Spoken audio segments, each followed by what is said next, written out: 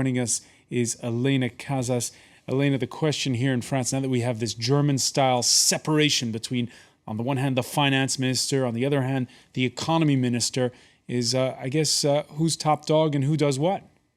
Well, good evening, Francois. The new team in charge of France's finances has already worried the Germans a little. Finance Minister Michel Sapin last week called for more time to bring the deficit under control.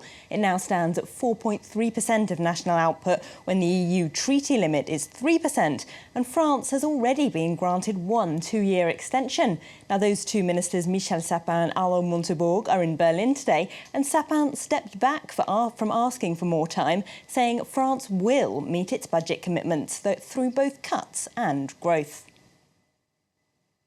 Plus de compétitivité pour les entreprises. We will need to have more competitiveness for companies in order to have more growth, but also necessary budgetary measures, which will be tough and brave, but which we will apply in the coming years. Pleinement pour faire en sorte que l'ensemble des engagements pris par la France puisse être ainsi respecté. Now, for more on this Franco-German meeting, I'm now joined by France 24's Jessica Saltz in Berlin. Jessica, how did those assurances go down in Germany? Well, certainly ahead of the arrival of France's newly appointed economy and finance ministers, there was concern here that they were going to try and get Berlin on side when it came to negotiating for a later deadline for France to meet its budget deficit targets. But of course, there was little sympathy to be found in Berlin. German Chancellor Angela Merkel and, of course, her finance minister Wolfgang Schäuble, quite famous for their insistence on tough austerity and also debt consolidation. And the press conference today between Wolfgang Schäuble and his newly appointed French counterpart Michel Sapin was high on diplomacy but rather low on detail. Schäuble said that it would have been a very good meeting, that he'd been assured that Paris was going to try and meet its targets of debt reduction. Sapin, for his part, said that Paris was going to try and aim for a balance between cutting its deficits and also ensuring economic growth. But certainly little sympathy from Germany, although France remains certainly Germany's most important ally within Europe. And Schäuble underlined today that Germany needs a strong France, especially economically. Germany doesn't want to be seen to be too sympathetic to its old friend for worry that this would set a precedent within Europe.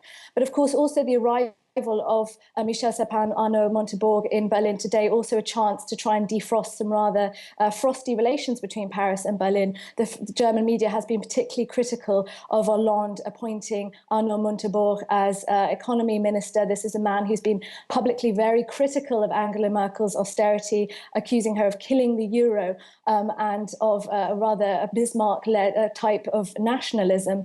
Now, Montebourg, as I'm speaking, is just finishing off a meeting with his counterpart, Economics Minister Sigmar Gabriel. Now, Gabriel is a social democrat, so at least those two are the same side of the political spectrum. So it remains to be seen how they got on. But of course, with the Paris-Berlin axis still so crucial within the Eurozone, especially when it comes to financial markets, I think all of these ministers realise how important it is that they do at least try to get on. Thank you, Jessica Saltz in Berlin. Now, if France is to meet those EU obligations, that leaves the new government with a dilemma, forced to make unpopular spending cuts. President François Hollande has promised 50 billion euros of savings over the next 3 years, and the new Prime Minister, Manuel Valls, is set to outline where he will find them in a major speech on Tuesday.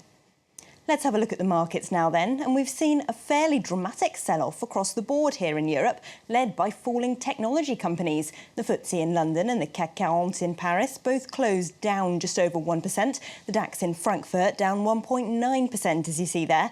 Over in the US, the markets are also sliding as traders dump some of the biggest winners of the recent bull market. Again, it's tech firms like Twitter that are seeing the worst sell-off.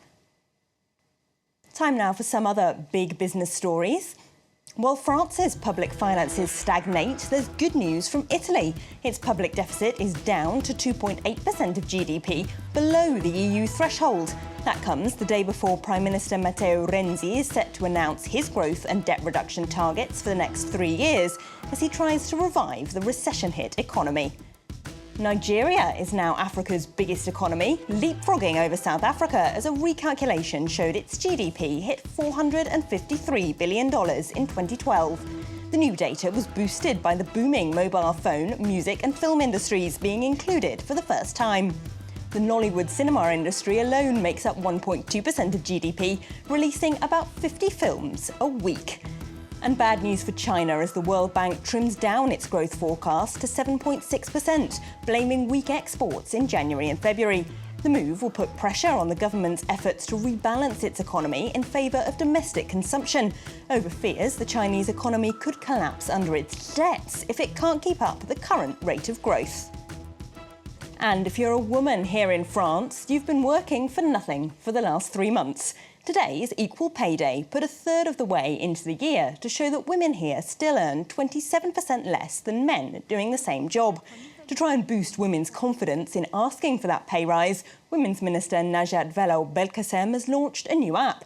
Leadership for Her takes the user through a series of personality quizzes to find out what's holding you back from asking for more money, and then tells you how to overcome them. The team behind it say up to a fifth of the pay gap could be down to women just not having the confidence to ask. That's all from business. Back to you, Francois. All right, many thanks for that. Elena Casas with more business news later on. Time now for sports, and I suppose Chelsea will need more than a little